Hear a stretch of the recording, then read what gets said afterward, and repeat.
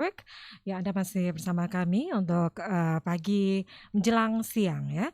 Dan ya, Smart Listener menjelang siang ya di jam-jam seperti ini tentunya beberapa ruas jalan di kota Makassar itu mulai padat ya, mulai macet karena aktivitas warga yang dilakukan secara bersamaan ya. Ada yang mau berangkat ke tempat aktivitas ya, dan mungkin juga untuk Anda yang siap-siap ya untuk makan siang ya. Dan ada banyak hal ataupun penyebab ya kemacetan di kota Makassar ini, dan salah satunya Smart Listener, bertambahnya volume kendaraan itu tidak seiring dengan lebarnya ruas jalan yang ada di kota Makassar ini ya. Dan hal lainnya itu banyaknya kendaraan yang parkir di sembarang tempat ataupun parkir di bahu jalan ya. Dan kita tahu Smart Listener kalau kita berbicara tentang parkir, di mana parkir ini juga menjadi salah satu penyumbang ataupun kontribusi terhadap pendapatan asli daerah. Tentu diperlukan berbagai strategi ya untuk bisa meningkatkan PAD ataupun pendapatan asli daerah. Dan Smart Listener kita akan ngobrol pagi hari ini tentunya bersama narasumber saya yang saat ini sudah hadir di studio. Saya sapa dulu. Di sini sudah hadir Bapak Asrul, Humas PD Parkir Kota Makassar. Assalamualaikum warahmatullahi wabarakatuh, Pak Asrul. Waalaikumsalam warahmatullahi wabarakatuh. Selamat pagi menjelang siang, Bu.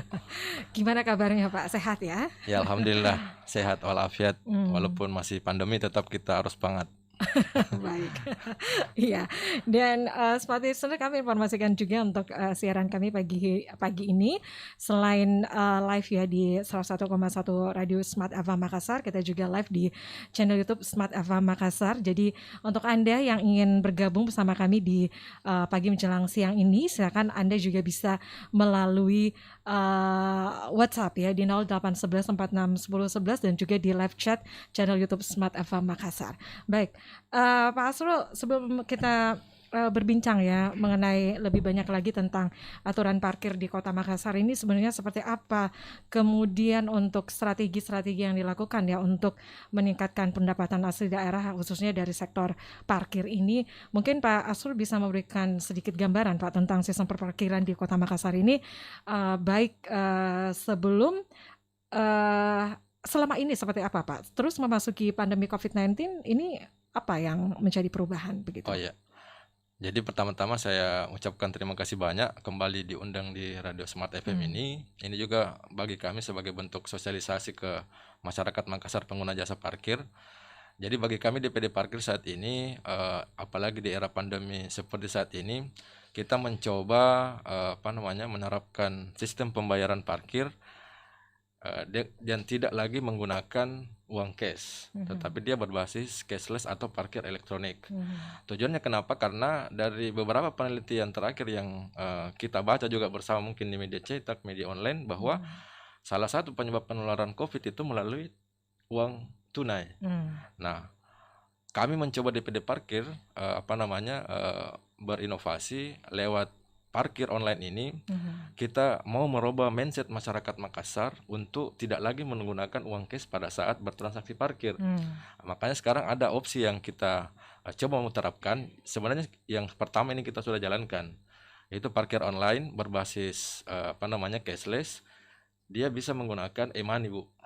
Tapi parkir online ini masih memiliki alat. Dia punya alat namanya handheld device.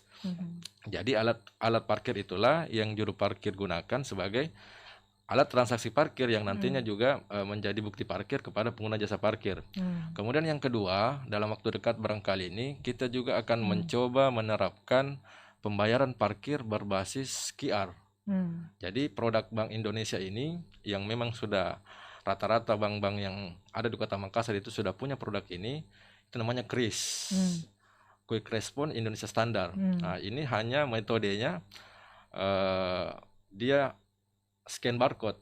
Jadi ketika pengguna jasa melakukan scan barcode, itu sudah bisa dijadikan sebagai alat bukti bayar parkir. Nah, jadi nantinya yang kita mau terapkan, kita uji coba ini di Pasar Baru, Pasar Kampung Baru di jalan dekat kantor pos itu, Bu. Di situ nanti kita jadikan percontohan pembayaran parkir berbasis QR. Nah, jadi nanti jukir kami di name tag-nya itu sudah ada barcode, sudah ada barcode. Jadi ketika pengguna jasa telah selesai berparkir di tempat itu, dia cukup men-scan barcode aja. Jadi bisa menggunakan tanda kutip OVO, GoPay, link aja, pokoknya semua dompet digital itu bisa digunakan. Seperti itu. Oke, itu untuk inovasi yang akan dilakukan ke depannya ya dari PD Parkir Kota Makassar. Tapi sebelumnya Pak, kita tahu bahwa parkir ini merupakan salah satu penyumbang kontribusi pendapatan asli daerah ya. Kalau bisa tahu Pak, untuk pemasukannya untuk saat ini pendapatannya seperti apa Pak? Kalau tentang berbicara pendapatan di saat-saat sekarang ini, sebenarnya Bu, kemarin itu di awal-awal puncak pandemi kemarin kita agak kewalahan juga, karena kita ketahui bersama bahwa pandemi ini memang banyak yang masyarakat ketakutan untuk melakukan aktivitas di luar rumah. Kedua, ada kebijakan pemerintah juga untuk memang membatas kita untuk melakukan kegiatan di luar rumah. Nah, tentu kita ketahui bahwa PD Parkir sebenarnya potensinya semakin banyak orang beraktivitas di luar rumah, semakin banyak orang berkegiatan di luar rumah, itu kan potensi pendapatan semakin besar yang akan kita terima. Nah, dampak daripada inilah kemarin sehingga terus terang memang agak mempengaruhi dari sektor pendapatan kami. Namun demikian, seiring berjalannya waktu ini di bulan Juli, Agustus, September ini, saya juga tidak bisa katakan normal-normal banget, tapi orang katakan new normal seperti itu ya. Alhamdulillah trennya sudah menunjukkan angka yang semakin membaik.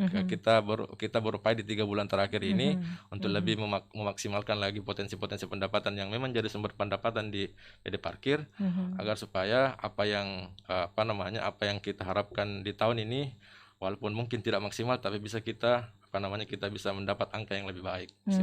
Oke. Ya Pak, kalau kita lihat ya untuk saat ini ya, mungkin Anda pada saat berkendara begitu ya Smart User, Anda melihat ya itu masih banyak kendaraan yang parkir di sembarang tempat ya, kemudian parkir di bahu jalan. Itu tentunya ini ada masyarakat juga yang mengatakan kemarin ya, kalau melihat tata perparkiran di Kota Makassar ini, menurut Anda sendiri seperti apa Pak? Apakah ini ada salah satu masyarakat juga yang mengatakan tata perparkiran di Makassar ini katanya semakin semrawut begitu? Ya, saya jawab Bu ya. Ya, silakan. Ya, jadi itu kan masing-masing persepsi pendapat orang berbeda-beda Bu. Kami juga dari PD Parkir selaku pengelola parkir di Kota Makassar tidak tidak berhak untuk memberikan kepuasan kepada masyarakat. Kepuasan tersebut kan tergantung dari penilaian seseorang. Namun yang jelas dari kami berupaya semaksimal mungkin untuk mencoba menata konsep perparkiran yang ada di Kota Makassar ini dengan metode yang telah kami terapkan ini Bu. Maksudnya kita coba mengedukasi jukir ini bagaimana caranya dia menempatkan kendaraan itu tidak melebihi batas garis parkir yang telah ditentukan. Maksudnya seperti apa itu Pak? Contoh misalnya kan di setiap ruas jalan itu sebenarnya sudah ada marka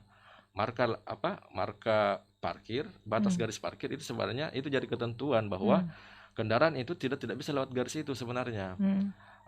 Yang terjadi sekarang sebenarnya memang masih ada tanda kutip jukir sebagian yang tidak mengindahkan hal tersebut, sehingga itu tadi timbul kesan di masyarakat bahwa tidak teratur, tidak tertib. Karena itu tadi sebenarnya kan kita sudah siapkan spot bahwa lewat garis itu sudah tidak boleh kan, jadi dijadikan lagi sebagai tempat parkir.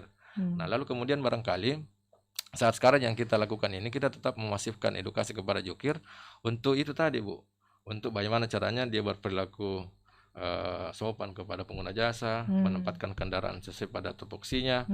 Terus kami mencoba juga contoh misalnya di kawasan Balai Kota itu kita sudah bangun area parkir di sana dengan harapan bahwa di sekitar kantor Balai Kota itu sudah tidak ada lagi kendaraan yang nantinya menggunakan tepi jalan umum sebagai tempat parkir. Jadi kita sudah siapkan spot. Pak Sur, kalau semuanya dari daerah atau wewenang dari PD Parkir sendiri itu di mana-mana saja Pak? Kalau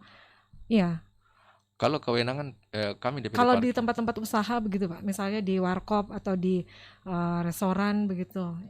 Ya, itu bagaimana masuk kewenangan siapa Pak? Kalau warkop sepanjang warkop tersebut itu kalau punya lahan parkir Pak. Kalau tidak punya lahan parkir otomatis Betul, Iya. yang jadi kendala sekarang seperti itu, Bu. Kadang-kala misalnya, mohon maaf, ada sebagian badan usaha, contoh misalnya warung kopi tiba-tiba muncul, lalu kemudian warung kopi tersebut tidak memiliki fasilitas parkir. Otomatis kan mau tidak mau customernya menggunakan tepi jalan sebagai tempat parkir. Ya. Nah, yang terjadi sekarang sebenarnya ketika macet parkir gitu larinya ke kami. Padahal awalnya sebenarnya kalau kita mau bicara prosedur, harusnya kan ketika ada badan usaha yang ingin beraktivitas di Makassar, itu kan harusnya ada kajian parkir yang memang sebenarnya harus berkoordinasi dengan kami dulu sebenarnya, Bu. Artinya kita melihat dari segi AMDAL-nya apakah memang memungkinkan usaha tersebut buka di tempat itu, karena itu tadi jangan sampai dia buka kemudian tidak ada fasilitas parkir, dia gunakan tepi jalan umum sebagai tempat parkir, kan larinya ke PD parkir lagi yang jadi persoalan. Makanya kita berusaha ini, Bu. Kemarin kita coba koordinasi dengan Dinas PTSP, kita tinggal tunggu perwalinya ke depan, dengan harapan bahwa ke depan semua badan usaha baik perpanjangan maupun baru itu harus memiliki kajian parkir dulu sebelum diberikan izin usaha. Itu menjadi persyaratan, Pak? Menjadi persyaratan, tapi kita masih menunggu perwali ini, Bu. Oh, masih menunggu perwali ya. Tapi MOU-nya itu sudah kita tanda tangan, tinggal menunggu alas haknya, dasar hukumnya. Ya, seperti itu. Oke. Jadi kalau semuanya perwalinya keluar, itu apa-apa saja yang perlu dicermati nanti di situ, Pak? Ya, itu tadi yang paling fundamental sebenarnya, apalagi menyangkut pemberian sanksinya ada juga diatur di Iya, Pak? pasti ada sanksi, Bu. Ada sanksi, artinya kita mencoba menata parkir dari awal lagi sebenarnya ini.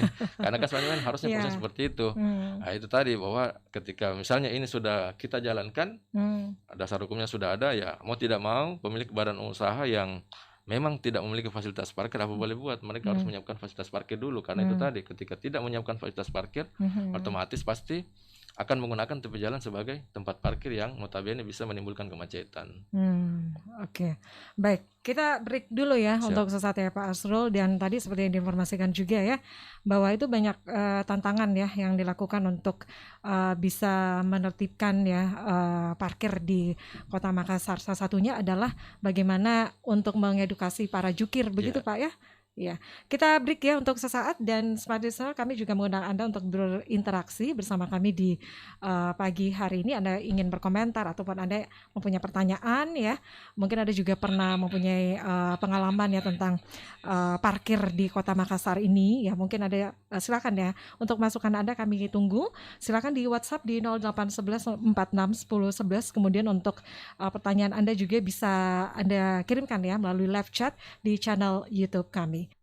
Sebelumnya saya ke Pak Asrul lagi. Pak Asrul tadi sambil menantikan ya perbaikan di studio saat ini, kita ngobrol lagi Pak Asrul. Tadi seperti diinformasikan ya bahwa itu banyak hal-hal yang dilakukan saat ini ya, seperti untuk bisa memaksimalkan penataan parkir di Kota Makassar ya.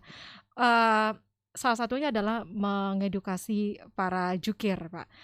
Selama ini memangnya masukan ataupun keluhan-keluhan yang masuk di PD Parkir sendiri mengenai jukir itu seperti apa, Pak Asrul?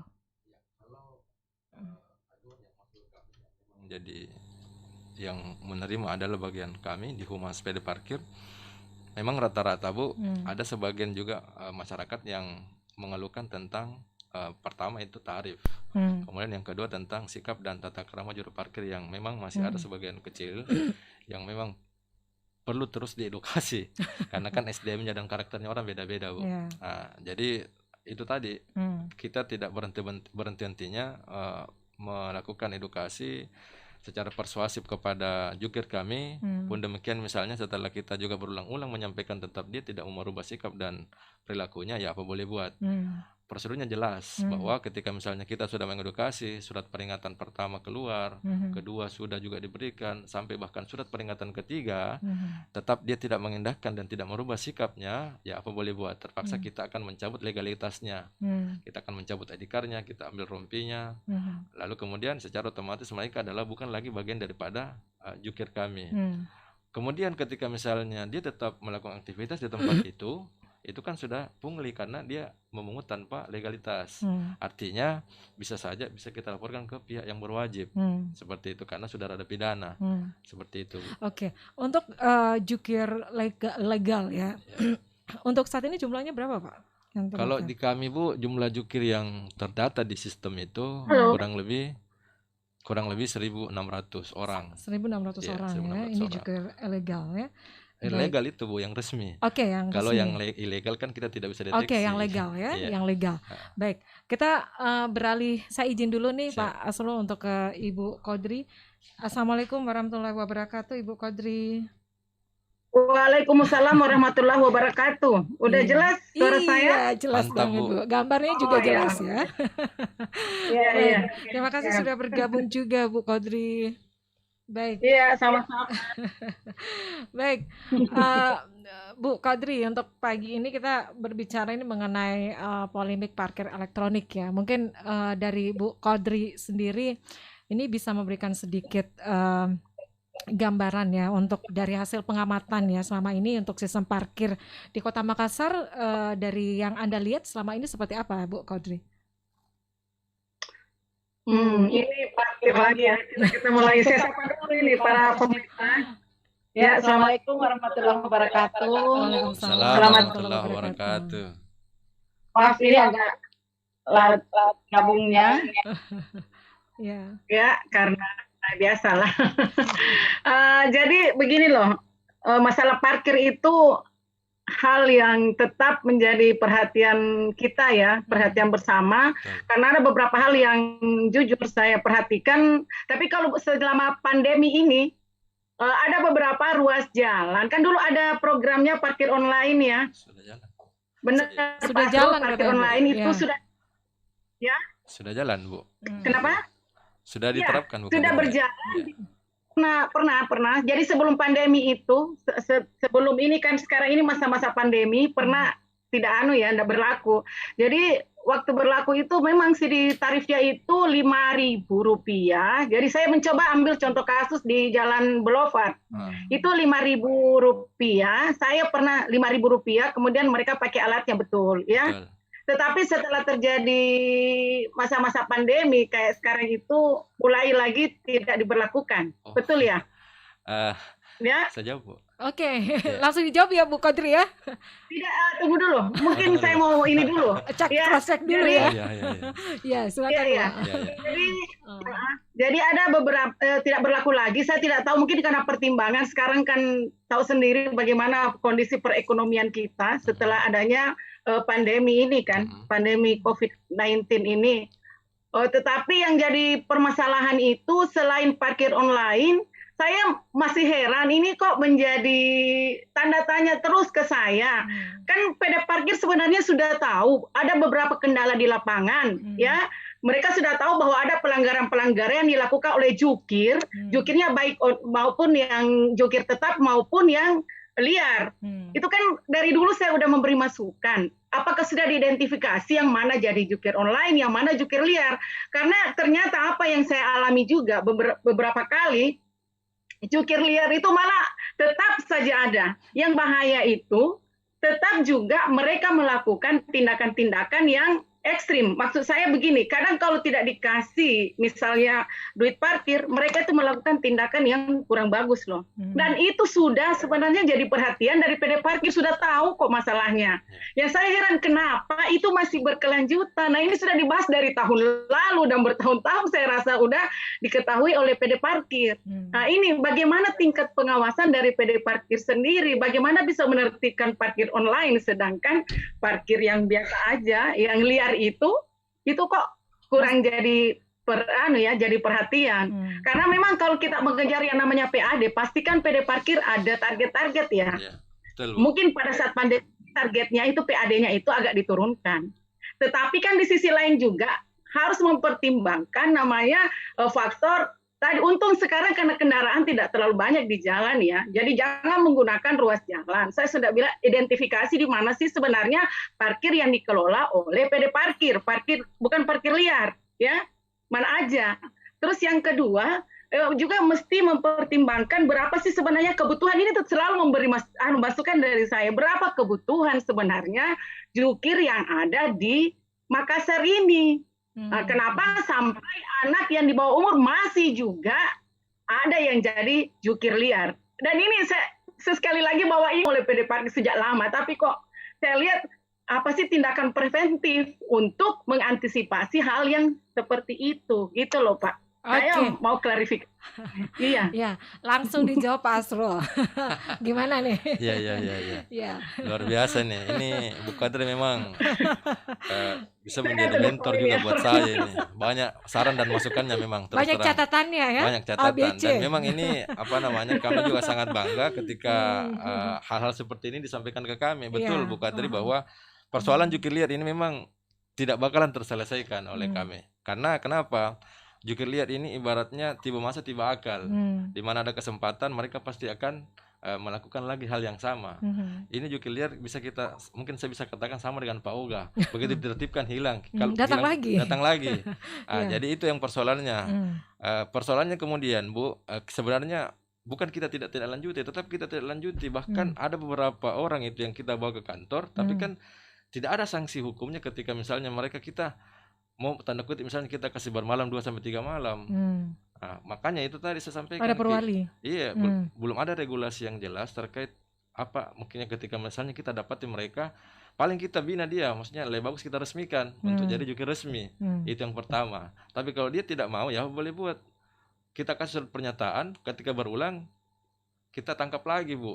Seperti itu. Jadi tetap kita tidak lanjut, cuman kan yang namanya tadi itu Bu, di mana ada kesempatan pasti dia akan berbuat lagi seperti itu. Nah ini kalau bicara jukir liar, jadi memang persoalan jukir liar itu tanggung jawab bersama bagi kita, bukan cuma kami di PD Parkir.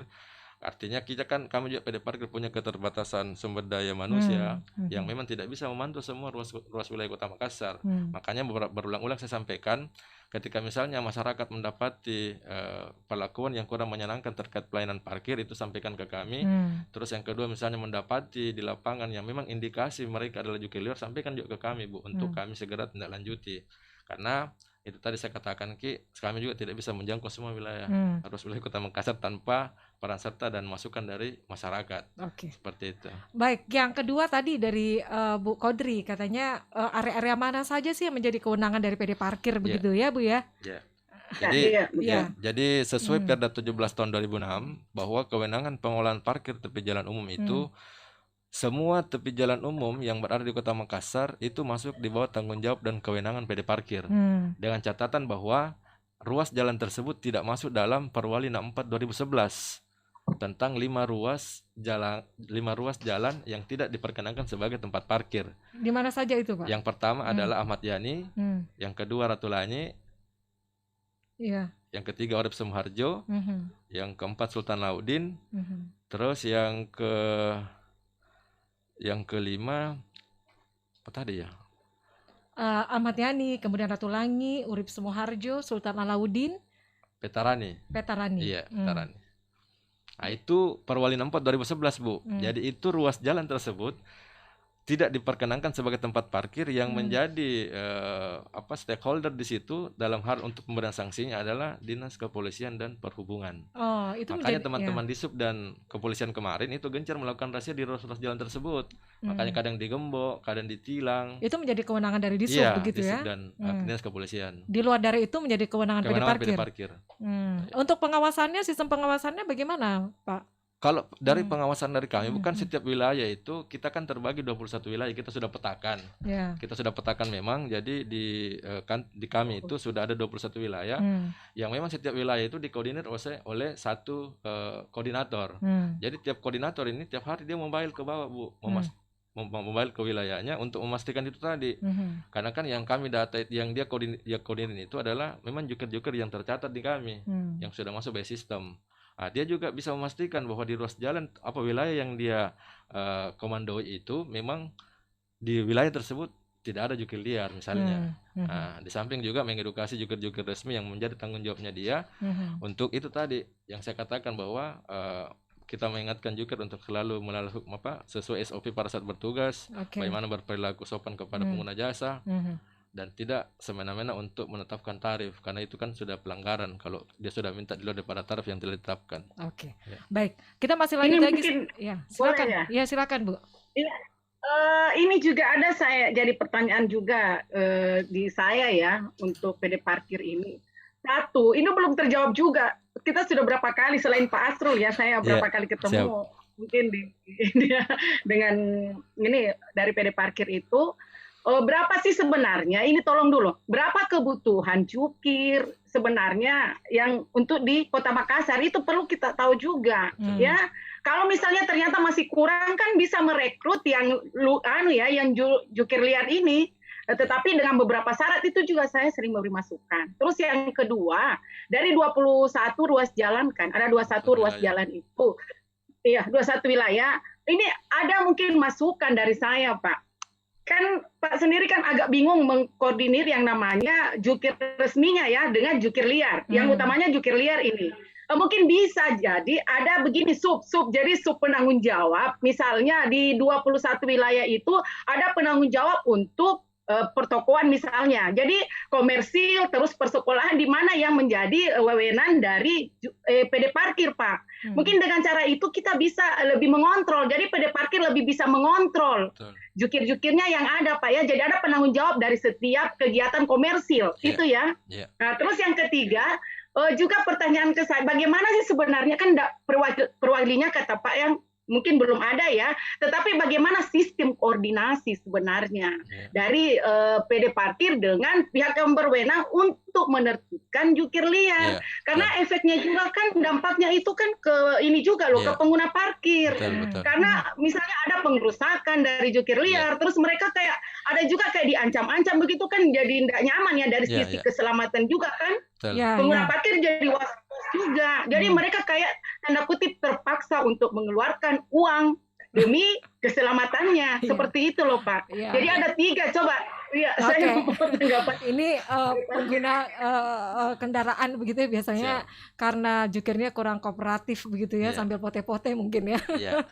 Itu gimana? Baik, kita jawab ya masukan pertanyaan dari Ibu Kodri tadi, tapi ini ada live chat juga yang sudah masuk di channel YouTube Smart FM Makassar ya. Kita coba dulu dari akun Dian Mega Safitri. Ini seberapa efektif parkir elektronik di Makassar, Pak? Kemudian bagaimana solusi PD Parkir mengatasi parkir liar, karena parkir liar ini memungut uang bahkan di tempat-tempat yang jelas bebas parkir begitu. Kita jawab ya. Silakan Pak Asrul. Kalau berbicara tentang efektivitas penggunaan parkir online, kalau dari kami merasa sangat efektif. Tapi itu tadi Bu, tergantung tingkat kepuasan masyarakat. Tapi dengan saya garis bawahi bahwa menurut kami penggunaan parkir elektronik sangat efektif. Kenapa? Karena itu tadi, pertama itu lebih transparansi pendapatan di setiap titik. Karena dari kami, contoh misalnya di Boulevard itu kan kita peta-petakan Bu, ada misalnya jukir 1, jukir 2, jukir 3. Jadi kita sudah bisa melihat di kantor melalui dashboard pendapatan mereka dalam setiap jamnya itu terupdate. Nah, itu yang pertama. Terus yang kedua, saya bisa katakan bahwa penggunaan parkir elektronik ini sudah tidak ada lagi kebocoran-kebocoran yang tanda kutip misalnya orang katakan dia bocor sampai 7 kali. Nah, karena itu tadi ketika transaksi parkir tersebut sudah direkam by alat yang saya katakan, itu sudah terakumulasi di sistem dan sudah terbaca, bahkan dananya kan juga tidak kemana-mana, itu sudah jelas. Oke, kalau satu wilayah begitu Pak, berapa biasanya pendapatannya Pak? Kalau misalnya secara umum saja. Kalau di Boulevard itu Bu, itu rata-rata per hari 2 jutaan. Jutaan. Oke. Iya. Itu dalam satu hari begitu Pak? Ini untuk yang parkir elektronik? Iya, parkir elektronik. Oke. Kemudian apa lagi yang ingin disampaikan Pak Asrul? Itu kalau saya berbicara parkir online ya, saya katakan bahwa menurut kami efektif. Efektifkan itu tadi, yang pertama nilainya itu kita sudah bisa lihat, kita bisa pantau. Karena selama ini kan kalau kita sebelum masuk parkir online masih konvensional kan, kita tidak bisa deteksi berapa sebenarnya potensi yang ada di titik tersebut. Nah, ketika misalnya kita menggunakan alat ini, parkir online ini, itu sudah ketahuan Bu, bahwa di titik ini sebenarnya potensinya sekian. Oke, kalau kita berbicara potensi, kalau tadi yang 2 juta per hari, sebenarnya potensinya berapa Pak? Kalau yang tadi yang seperti diinformasikan tadi. Ini saya berbicara saat sekarang masa pandemi. Saat pandemi. Kalau selamanya di luar normal Pak. Kalau situasi yang normal. Sebelum pandemi itu, khusus kawasan Boulevard itu rata-rata itu bisa kita di angka 4 jutaan, Bu. 4 jutaan. Cuman itu tadi saat sekarang kan beda dengan yang kemarin. Iya. Masih banyak juga aktivitas yang memang belum buka di wilayah tersebut. Tapi itu kan menurut kami juga ya sudah alhamdulillah lumayan. Mungkin saya bisa saya bicara ini. Oke, silakan Bu Kodri. Tadi kalau saya melihat ya, mendengar apa yang Pak sampaikan itu efektif ya. Efektif di sini, ukuran efektif untuk PAD, untuk PD parkir sepertinya untuk mencegah kebocoran PAD aja ya Pak. Yeah. Kalau saya mendengar itu loh ya. Betul. Jadi efektivitasnya lebih ditujukan. Jadi indikator efektif untuk PD parkir sekarang dengan adanya parkir online itu lebih dititik beratkan terhadap kebocoran PAD. Betul Pak, kebocoran parkir. Nah, tolong kalau berbicara efektivitas itu harus jangan cuma memikirkan efektivitas dari segi PAD-nya atau PD parkirnya, tetapi mesti juga melibatkan para konsumen. Jadi mengukur itu Pak, masukkan juga ke sana dengan adanya tadi beberapa kendala yang kita hadapi pada saat di lapangan. Oke, jadi dua gitu ya Pak ya, dari parkir terus dari para konsumen gitu ya. Iya dong, itu perlu juga. Bang, kita sudah membayar ya, misalnya kita, tetapi ternyata tingkat kepuasannya juga, misalnya kita ambil range 0 sampai 10, ternyata dia range-nya masih 4, berarti tidak efektif dong untuk kita. Jadi usahakan timbal balik gitu. Iya. Asrul, saya juga biasa memperhatikan gitu ya. Pada saat kita mau memarkir kendaraan, tukang parkirnya nggak ada, tapi pada saat kita mau keluar baru tukang parkirnya ada. Baru mereka datang. Nah, itu dia. Kesal kan seperti itu. Iya. Betul. Gimana Pak? Jadi betul itu Bu Kadri, saya juga sependapat memang bahwa tingkat kepuasan masyarakat itu kan menjadi salah satu indikator tentang efektivitas penerapan parkir online ini. Nah, tapi kan saya katakan tadi Bu, yang jelasnya dari kami lewat program ini kami merasa efektif. Persoalannya ketika misalnya masyarakat bagaimana menilai ini, itu kan nanti review, kita akan jadi bahan pertimbangan lagi. Contoh misalnya ketika misalnya dia sudah menggunakan parkir online kemudian tidak terlayani dengan baik dengan pengguna jasa, itu kan menjadi catatan juga. Nah, itu kan jadi review akan kami bisa jadi pertimbangan lagi ke depan, sistem metode seperti apa lagi yang kita harus terapkan di situ. Karena terus terang kita juga belum bisa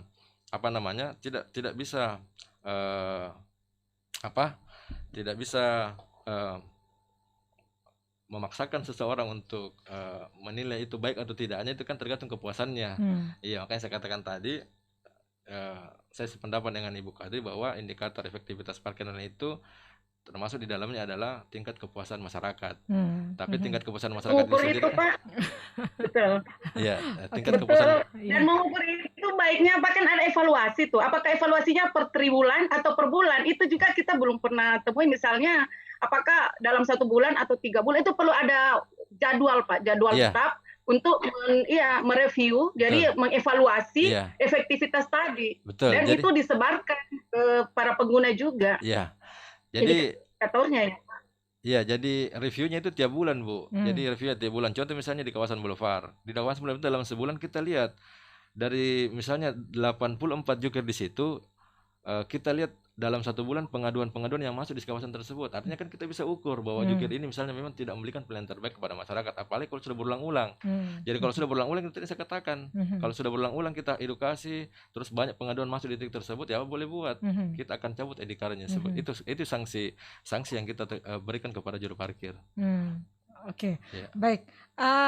Saya tadi menambahkan juga nih ya, dari masukan juga dari Bu Kodri tadi untuk jukir ataupun kebutuhan juru parkir di area di Kota Makassar ini sebenarnya berapa? Sebenarnya berapa Pak untuk kebutuhannya? Kalau berbicara kebutuhan jukir di Kota Makassar, ini kan sementara Bu kita mau mapping area. Jadi mapping area itu kita bagi per kecamatan. Ini sementara kita buat. Karena itu juga kemarin jadi pertimbangan buat Ibu Kadri buat kami. Jadi memang betul. Jadi nantinya itu Bu, di setiap kecamatan kita bisa petakan, kita bisa mapping berapa toko, berapa badan usaha, dan berapa jukir ideal yang sebenarnya bisa bertugas di tempat itu.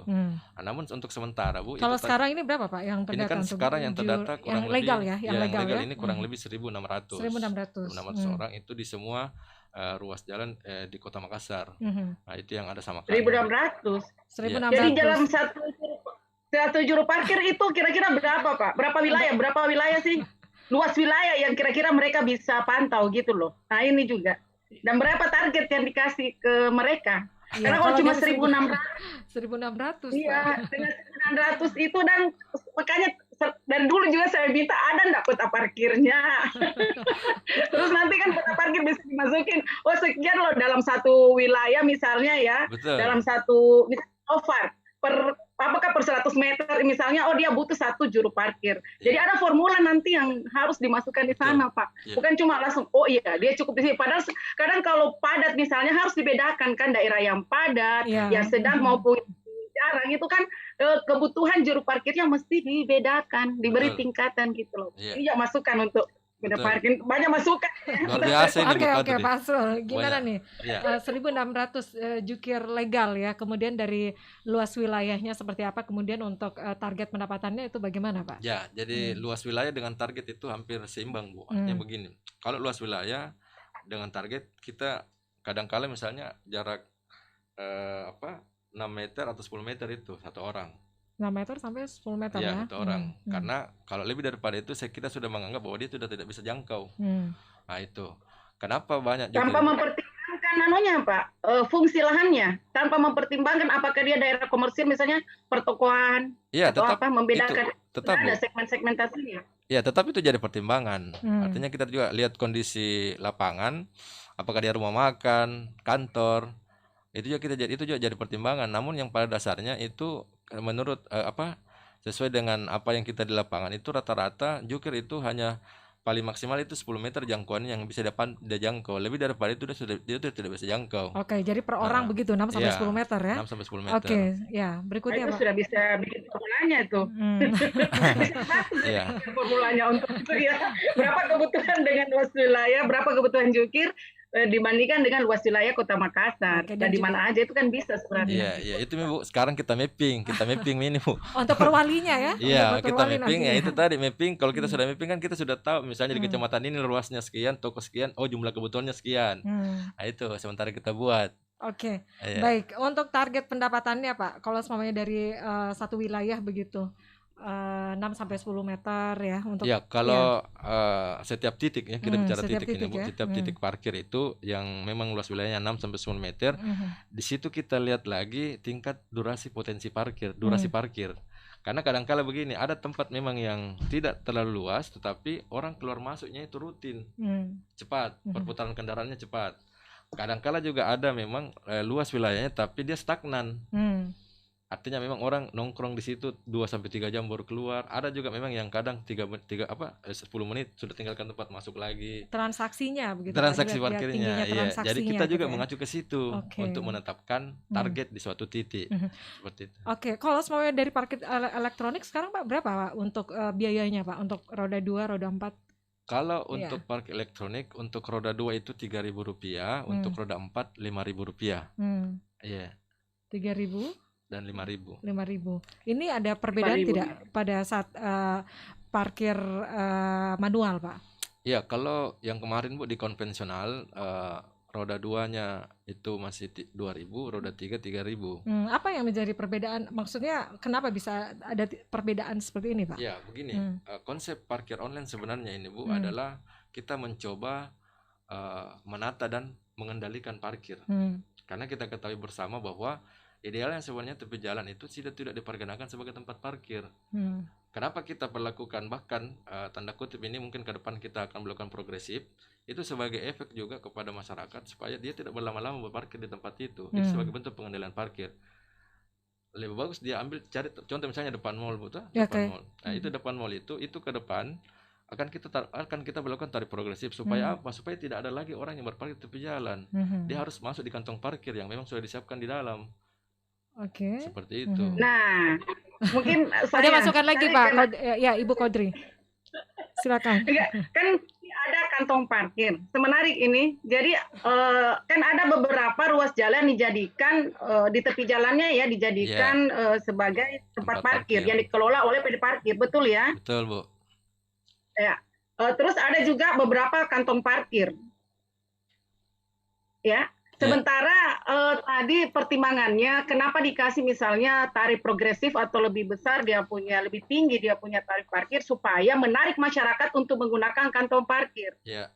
pertanyaan saya, misalnya di 21 ruas wilayah ada berapa sih kantong parkir yang disiapkan?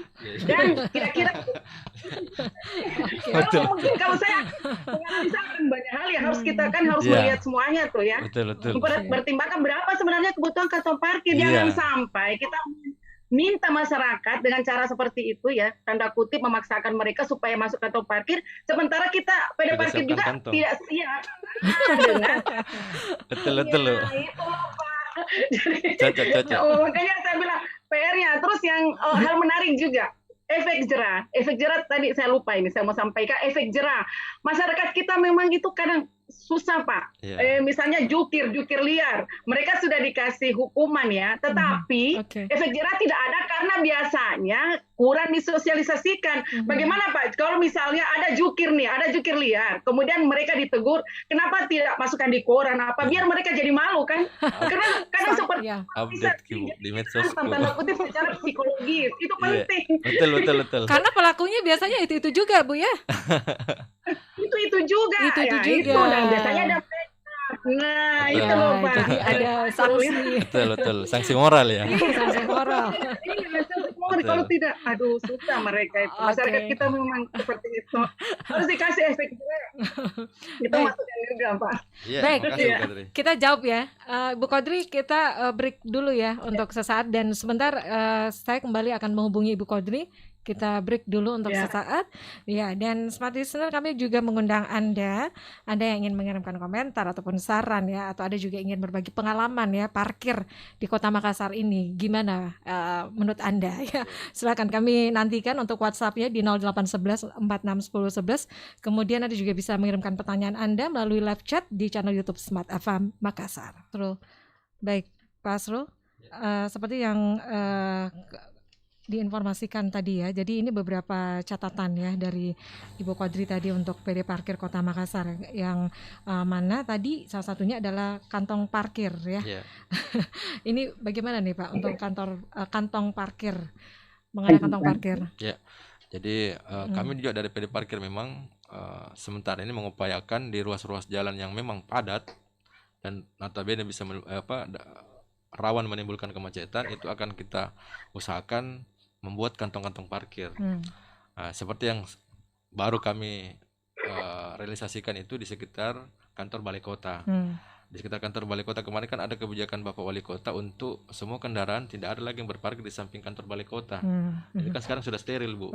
Dari kami menyiapkan tempat di samping kantor museum Kota Makassar. Itu ada di situ cukup luas. Itu daya tampungnya mobil itu kurang lebih 150 unit, motor bahkan sampai 200 unit bisa masuk ke situ. Jadi itu seperti itu tadi. Ke depan juga kita berharap selain di situ kita akan mencoba melihat di mana lagi yang memang yang kita bisa gunakan sebagai lahan parkir, karena di Makassar sekarang cukup sulit untuk mencari lahan di tengah kota. Ya itu pertimbangannya. Baik, ini karena kita terbatas oleh waktu begitu ya. Mungkin Ibu Kodri juga mungkin bisa memberikan beberapa catatan ini Bu untuk parkir elektronik begitu. Dan tadi saya sempat ngobrol juga bersama Pak Asrul ya. Ini dari manual kemudian ke sistem elektronik ya. Tentunya juga yang menjadi pertanyaan juga, apakah pendapatan dari jukir ini apakah pendapatannya itu seperti apa, dan untuk kesejahteraan dari para jukir juga ini juga menjadi salah satu masukan juga. Dari Ibu Kodri mungkin bisa memberikan masukan ataupun pendapatnya seperti apa Bu? Ya, kita sih melihat dari 3 sisi ya. 3 sisi itu dari PD Parkir, otomatis mewakili pemerintah ini ya, PAD jelas. Kemudian dari sisi jukir resmi maksud saya. Jadi kemudian dari sisi konsumen. Kalau PD Parkir mengupayakan yang namanya parkir elektronik itu supaya mencegah kebocoran PAD dari sisi parkir. Itu pasti. Jadi harapannya dengan parkir elektronik itu transparan, itu penting. Jadi mereka dari PD Parkir itu bisa kira-kira mengkalkulasi berapa sih pendapatan real dari PD Parkir dalam sehari mungkin ya, sehari, tahun dan seterusnya. Kemudian dari sisi jukir ini yang paling penting juga masih terkait dengan PD Parkir itu penting untuk melihat kembali, mengevaluasi kembali yang mana yang menjadi jukir resmi maupun jukir liar, itu penting. Jadi bagaimana bisa membedakan itu. Kemudian untuk jukir resmi, apakah mereka ada paguyuban? Saya pernah beri masukan loh, ini paguyubannya mereka. Kemudian apakah mereka juga dari BPJS? Kan harus juga dipertimbangkan itu ya, BPJS Ketenagakerjaan kan. Jadi harus mempertimbangkan juga itu, bagaimana tingkat kesejahteraannya mereka, supaya mereka betul-betul optimal dalam bekerja. Jadi itu bisa meminimalisir adanya jukir liar sebenarnya. Pada saat mereka mempunyai kesejahteraan yang bagus, maka mereka akan mensupport apa yang menjadi syarat dari PD Parkir loh itu. Jadi baik dari sisi kehidupannya, ekonomi, maupun dari sisi kesehatan juga penting. Kan pasti masalah ketenagakerjaan. Kemudian dari sisi konsumen juga, ini perlu juga PD Parkir untuk mempertimbangkan bagaimana dari kesejahteraan atau tanda kutip utamanya keselamatan dari para konsumen sendiri. Jadi yang mau menentukan kantong-kantong parkir yang kata Pak sendiri bahwa lahannya saja itu agak sulit. Memang lahan untuk PD Parkir kalau misalnya PD Parkir itu mau menggunakan tanah dari pemerintah agak sulit ya. Tapi mungkin bisa menyewa. Kan bisa menyewa. Iya kan? Iya, coba kemudian dievaluasi misalnya menyewa dalam waktu 5 tahun. Di mana sih yang misalnya masyarakat punya, mereka mau menyewakan itu, pasti untungnya banyak loh Pak. Dengan sistem parkir yang pasti yang lebih canggih ya, lebih bagus, yang bisa menampung banyak kendaraan di sana Pak, baik roda 2 maupun roda 4. Kemudian jadi perlu juga dipertimbangkan dari sisi kesehatan, kesehatan maksudnya begini, jangan sampai malah kantong parkir nanti yang diadakan oleh PD Parkir itu jauh Pak dari tujuan mereka. Jadi perlu juga dilihat yang jadi pertimbangan, pasti yang jadi masalah nanti itu Pak di daerah-daerah komersil. Kantong parkir yang paling sulit loh. Ya mungkin kalau perkantoran masih bagus tadi, ada di Bali Kota, ada di museum, kan dekat tuh. Tetapi bagaimana kalau misalnya di Pasar Butung? Di situ kita tahu daerah niaga Pak. Daerah komersil mana kira-kira? Nah itu semua harus jadi segitiga maksud saya, dari sisi PD Parkir, dari sisi jukir maupun dari sisi konsumen, semua mesti mendapat perhatian Pak. Ya, kalau mau masukan dari akademi, kerjasama akademi kita bantu. Siap. Pak, dijawab singkat saja Pak, silakan. Jadi luar biasa ini masukannya Bu Kadri. Memang 3 komponen ini kita tidak pisahkan Bu, antara pemerintah dalam hal ini PD Parkir, jukir dan konsumen. Ini memang jadi satu kesatuan yang memang harus sama saling menguntungkan. Jadi dari segi PD Parkir memang terus terang Ibu Kadri, saya sangat sependapat. Memang kita kan tujuannya konsepnya PAD. Kemudian jukir memang kesejahteraannya mereka. Dari kesejahteraan jukir ini sebenarnya Bu, kita juga sudah perhatikan, bahkan kita sudah fasilitasi BPJS-nya juga. Jadi ketika misalnya jukir bertugas dapat kecelakaan, itu tercover oleh BPJS. Terus yang ketiga, untuk masyarakat konsumen sendiri itu tadi, kita berupaya semaksimal mungkin untuk memberikan pelayanan terbaik kepada masyarakat. Untuk edukasi penggunaan aplikasi parkirnya itu sudah rutin dilakukan Pak? Ya, ini kita sudah masifkan Bu. Ini kan sementara yang jalan di Boulevard Pengayoman, terus masuk di Perintis Kemerdekaan sekarang. Yang kemarin kan Kartini, Penghibur dan Sumbuh itu kan sudah jalan memang dari 2018. Ini yang baru ini 2020 ini kita sudah masifkan sosialisasinya lewat medsos kami juga.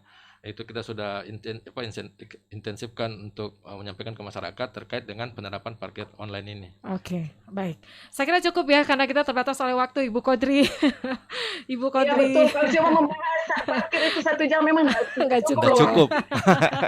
Makasih Bu Kodri. Jadi memang penting ya, perlu ya sinergi, harmonisasi dari semua pihak untuk bisa meningkatkan pendapatan asli daerah gitu ya, PAD dari sektor parkir ini ya. Baik, terima kasih sekali lagi Bu Kodri untuk kesempatannya untuk bergabung di pagi hari ini Bu. Sehat ya Bu, jaga kesehatan Ibu Kodri. Baik, dan terima kasih juga untuk Pak Asrul, Humas PD Parkir Kota Makassar. Dan demikian perbincangan saya bersama Ibu Kodriati, pengamat transportasi, dan sekali lagi bersama Pak Asrul, Humas PD Parkir Kota Makassar. Dan untuk rekaman perbincangan kita di pagi ini, Anda juga bisa mengunjungi channel YouTube Smart FM Makassar. Jangan lupa untuk like dan juga subscribe-nya, kami tunggu. Sekali lagi terima kasih dari lantai 3 Gedung Tribun Timur Makassar. Saya Mirza Arianti pamit. Selamat siang. Assalamualaikum warahmatullahi wabarakatuh. Waalaikumsalam warahmatullahi wabarakatuh.